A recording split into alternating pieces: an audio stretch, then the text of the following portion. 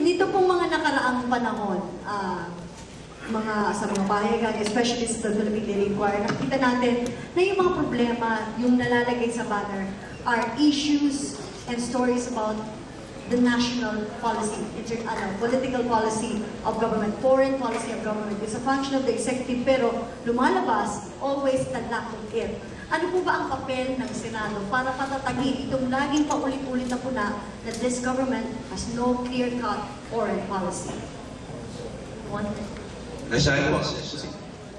Foreign, I'm referring to the Sabah, to Bataha and others, and now no Korea and South Korea conflict. Well, talking about the Bataha to begin with, kahapon headline o ngayon yata na meron namang isang barko ng Inchik na sumadsad.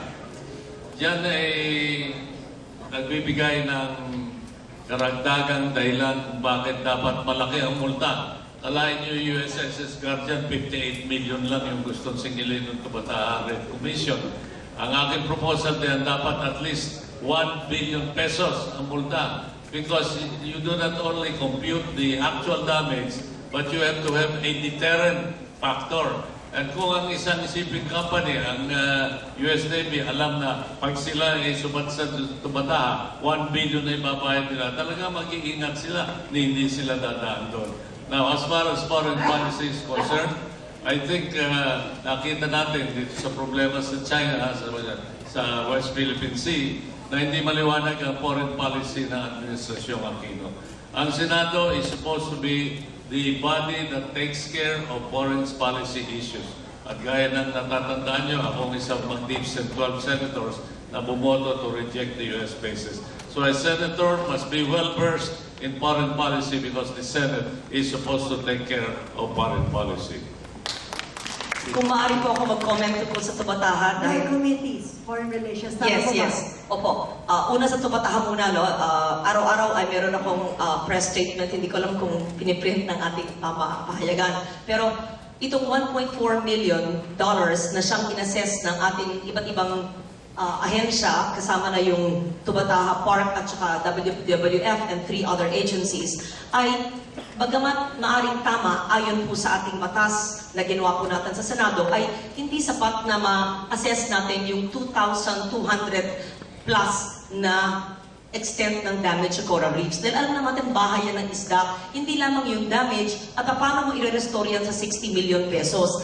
Importante tanungin kung ano yung epekto niyan sa food security. Dahil marami nagsasabi, UNESCO site, hindi naman yan nakadikit sa bituka.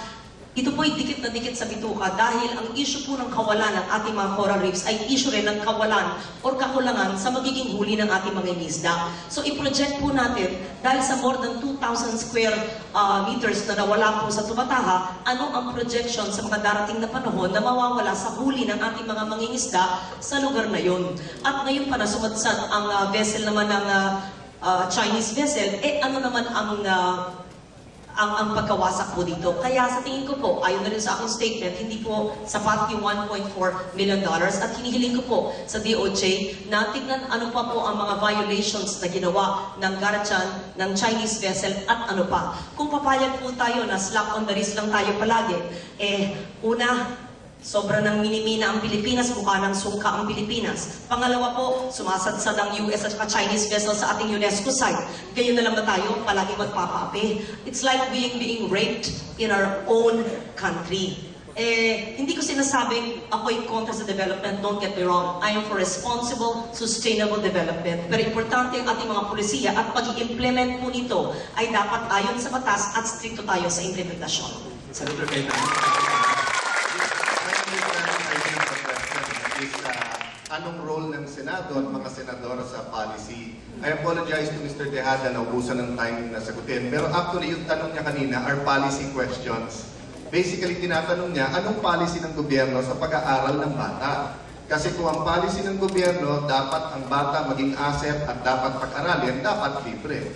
Kung ang policy ng gobyerno, problema ng magulang yan, edi magulang. So although diretsuhan yung tanong Mr. Tejada, it's actually a policy question. So my answer is this, no? The Senate plays various roles. First of all, we should frame national debate.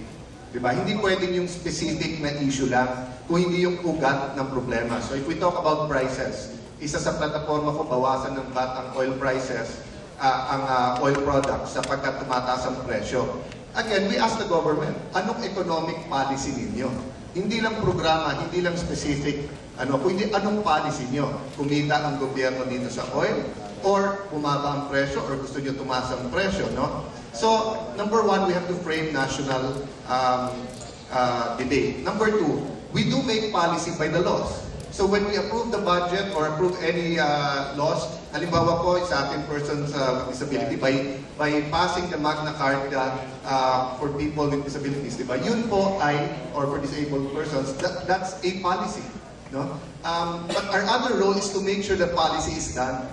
Kasi naparami natin batas pero hindi sinusunod yung policy. Pangatlo, to fiscalize. Pag tingin natin mali yung policy ng presidente, it's also our role to bring this up and to have discussions. Kung tama, it's our role to popularize it para na ma-implement. So I think that's the role as far as policy. Pero sa foreign policy, usually, sa presidente talaga yan. And sa amin naman, is more of fiscalizing or agreeing with it. But on everything else, major ang role ng Kongreso sa policy. Nabanggit niyo po ang hearing. No? Kanina nabanggit ni Senator Gordon kasi yung mga hearing in aid of legislation, marami pumupuna, marami dyan, hearing in aid of election lamang. Siguro matanong si Senator Gordon kasi siya yung umakmang salita kanina nung una. Ano po nga ba ang ano ang ating guidelines po ba sa mga ano yung dapat na pakialaman ng Senado sa pamamagitan ng mga hearing at ano yung hindi? Well, unang-una, ang Senado, policy making yan. Yung batas, policy. Pangalawa, pag nag-hearing ka, gumagawa ka ng policy. Tatanong ka, bakit hindi mo ini-implement itong policy ng gobyerno, ng batas? Tulad ng tourism ko. Pinapakialaman ng Minister of Finance ko yan. Sabi, hindi raw nila i-implement. They cannot change the law. They have to implement them. Yung tourism enterprise zone, hindi na ginagawa, marami nag-apply.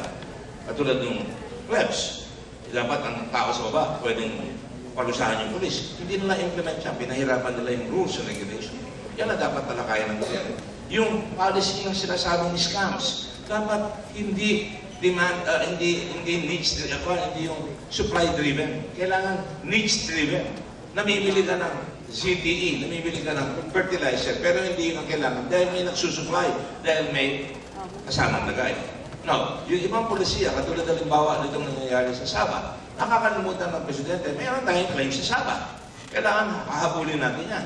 At dapat, ang ating testigo dyan ay yung Sultan of Cebu. Dire-diretso yan from way back several centuries, nagbabayad ng renta. Kung ako yun, sabihin ko, bigyan mo ng abogado, yung mga yan, para makakuha ng mataas na renta.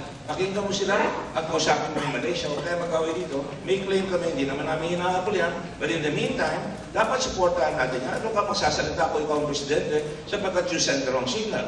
Sabi mo, pag uwi nyo, hulihin namin, di pinagpapatay ng Malaysia siya. Pangalawa, 3 taon na nakaupo. Energy problem, merong Ipiran Law. Hindi lumaandar yung Ipiran Law. Can you imagine, araw-araw, 8 oras ang brownout sa Mindanao? Can you imagine that? In any country, tanggal ang presidente, tanggal ang gobyerno. Bakit umiiral lang ganyan yan? Pagkatapos hindi inaayos, hindi pinapagawa yung agos. Baka naman sila-set up naman, bibenta na naman yung kuryente na yan para sa mga private sector at ang buhala, yun ang bubuha. Kaya yan ang role ng Senado. Kaya kailangan bumoto kayo na magaling na senador na nakakaintindi. Halimbawa, yung tinatawag natin sa ngayon, mayroong isang babae na pinatay. Bakit? Pumasok sila doon sa DSWD. Alam niyo ba kung sino yun? Yun yung mga natamaan ng Pablo. Wala silang lupa. Yung banana plantation, hindi na gagamitin dahil ayaw na bumili ng saging doon dahil sila naman ng bagyo. Walang policy kundi abot. So anong nangyari? Pumasok sila doon sa DSWD.